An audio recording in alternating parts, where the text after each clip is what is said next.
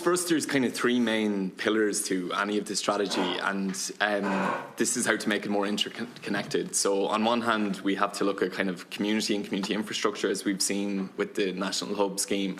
And that's about kind of embedding remote work within communities to combat social isolation that can come with remote work, to allow for those extra hours of volunteering to go back into the community. So that's definitely one pillar. And again, at the moment, we have a lot of that infrastructure, and yet it can remain siloed. On the other side then, it's about kind of providing, as Owen spoke to there, those supports for employers to make the transition to remote, or even to get a bit better at hybrid, because it's incredibly difficult to do so. Ask any business owner, to run a successful business is quite difficult, to have those structures and everything in place, and to do so remotely, having never been done before, is twice the challenge. So again, we already have existing, at Grow Remote, we run consultancy and training programs for employers and managers who want to make that transition. And yet we could that could be scaled up, because every year the demand for our own courses can't meet the provision of it. So on the other side of the community and employee side, we would definitely see more supports for employers to encourage them to come on this journey and make that. Because again, we find, talking to employers, there's often a misconception that remote is solely to do with the bad years of COVID, and it's something that they're not equipped to do, while there are supports there to do it.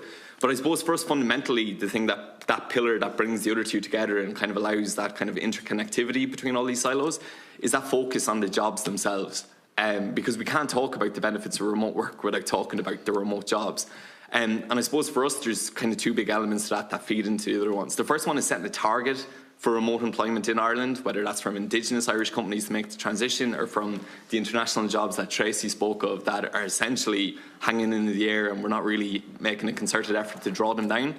But then secondly, about kind of how we embed them in communities, how do we track them, how do we have those supports, and ultimately how do we use the National Hub strategy to inform the local community of these jobs, and likewise how can we bring employers and bring them on the journey to show that there are hubs in every community across Ireland where there are skilled remote work employees. So for us, they'd be the three pillars, and that's how we bring them together: jobs, and then community, and finally with the training skills to help employers transition. Thanks very much, Owen, and thanks, Deputy McGuinness.